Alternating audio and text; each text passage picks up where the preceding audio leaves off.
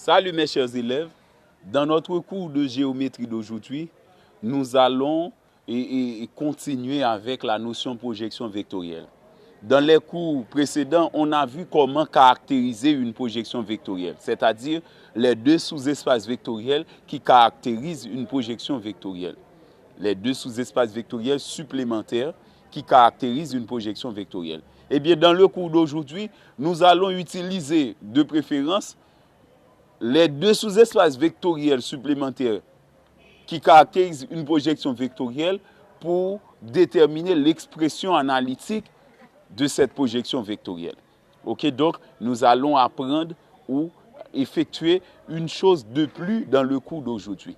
Eh bien, voici l'exercice d'application.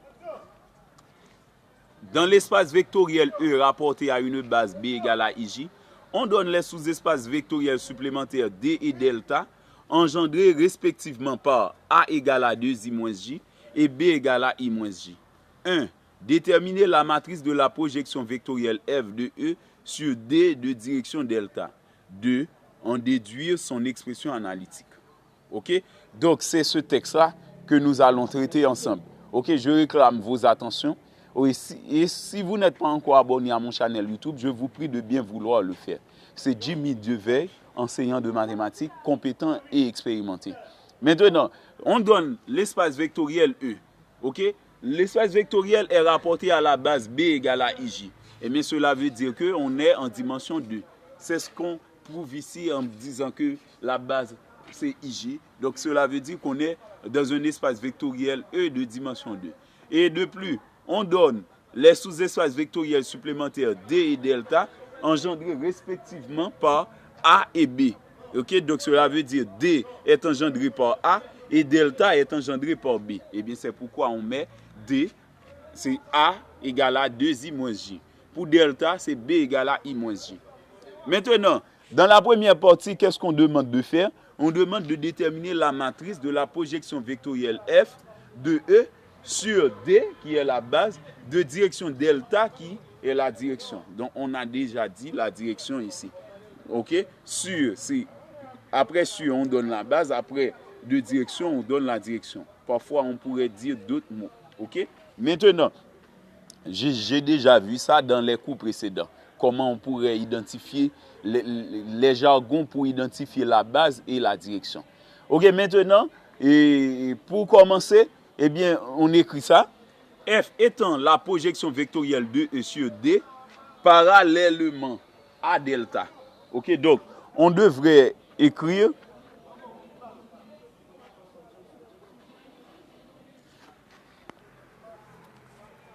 parallèlement à delta. Ok, donc parallèlement à delta. Donc, autre que de direction delta, on pourrait dire parallèlement à delta. Donc, ça, c'est l'une des façons d'identifier la direction. Parallèlement à delta. Eh bien, donc cela veut dire, suivant les théories que nous avons apprises sur la projection vectorielle, lorsqu'un élément est dans la base, eh bien, on dit que cet élément, le vecteur en particulier, lorsqu'un vecteur est dans la base, eh bien, ce vecteur est invariant par F. Eh bien, c'est pourquoi F de A donne A. Puisque A est dans la base de F, la projection vectorielle, eh bien, F de A donne A. Et lorsqu'un élément, un vecteur en particulier, est dans la direction, eh bien, on dit que, donc, puisque la direction de la projection vectorielle, c'est son noyau, eh bien, F de B donne vecteur nul de E. Ok, on a F de A égale à A, F de B égale à vecteur nul de E. Maintenant, nous remplaçons A par sa valeur et ensuite B par sa valeur. On a F de 2I moins J égale à 2I moins J, F de I moins J égale à vecteur nul de E. Avec cette propriété, puisque une projection vectorielle est aussi une application linéaire, parce que c'est un endomorphisme, c'est clair qu'on a une application linéaire. Eh bien, on va avoir F de alpha U plus bêta V égale à alpha F de U plus bêta F de V. Eh bien, par conséquent, F de 2I moins J donne 2F de I moins F de J. F de I moins J est égal à F de I moins F de J. Eh bien, maintenant, les deux résultats restent tels qu'ils étaient. Maintenant, pour résoudre le système, on est à la recherche de F de I et F de J pour avoir la matrice de F dans B. Eh bien, nous multiplions la deuxième équation par moins 1 et nous conservons la première équation. C'est-à-dire, on multiplie la première équation par 1. Eh bien, dans la deuxième équation, on a moins f de i plus f de j égale à vecteur nul de e. On fait la somme. F de i donne 2i moins j. OK? En faisant la somme. Eh bien, voilà, on connaît f de i. Maintenant, dans la deuxième équation, on a f de i moins f de j égale à vecteur nul de e. Donc, vecteur nul de e, c'est comme si dans R, lorsqu'on a l'opération dans R, le vecteur nul de E, c'est l'équivalent de 0 dans R. Et bien maintenant, lorsqu'on dit f de i moins f de j donne vecteur nul de E, cela veut dire que c'est comme si on dit que ça donne 0. Et bien, si on transpose f de j, on va avoir f de i égale à f de j directement, si on transpose f de j. Eh bien, puisque le vecteur nul est aussi neutre pour l'addition des vecteurs. Eh bien, puisqu'on connaît déjà f de i, on remplace f de i par sa valeur. Donc, f de i donne f de j, ok, qui est 2i moins j. Eh bien, maintenant, pour donner la matrice de f dans la base B, eh bien, nous savons déjà comment représenter la matrice d'une application linéaire. Ok, puisque f est un endomorphisme, il y a cette particularité, on va avoir autant de lignes que de colonnes. Puisque la dimension de f, c'est 2 dans la base IJ, puisqu'on est dans la base IJ, dans l'endomorphisme, eh bien, on va avoir 2 lignes, 2 colonnes.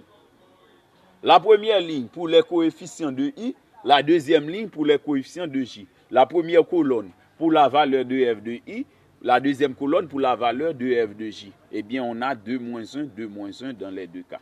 Eh bien, c'est la matrice de f qui est la projection vectorielle de E sur D parallèlement à delta. OK? Maintenant, nous poursuivons avec la deuxième partie. Dans la deuxième partie, on demande d'en déduire son expression analytique. Eh bien, pour déduire l'expression analytique, c'est une application linéaire, c'est simple. Il faut prouver que, quel que soit U de coordonnées x, y appartenant à E, on va toujours avoir un unique U' de coordonnées x, y, x', y' de E, tel que U' donne f de U. Mais on ne dit pas f de U ici, on met matrice f par U. C'est encore la même chose. Ok, maintenant, U', on remplace U' par sa valeur, x', y'. Matrice f par sa valeur qui est 2 moins 1, 2 moins 1, que nous venons de trouver tout à l'heure. Et maintenant, le vecteur U, c'est x, y. On fait le produit ici. C'est 2 par x, 2 par y. Ça donne 2x plus 2y. Et ici, dans la deuxième ligne, on a moins 1 par x, moins 1 par y. Ça donne moins x, moins y. À présent, ça nous donne directement l'égalité de deux courbes. Deux courbes sont égaux s'ils ont exactement la même abscisse, la même ordonnée. Par conséquent, on a x' égale à 2x plus 2y. Y' est égal à moins x, moins y. Ok, donc ça, c'est l'expression analytique de la projection vectorielle f qui s'effectue par rapport à D suivant delta. Ok, donc normalement, c'était tout pour aujourd'hui. Prière de vous y abonner. Merci et bonne journée.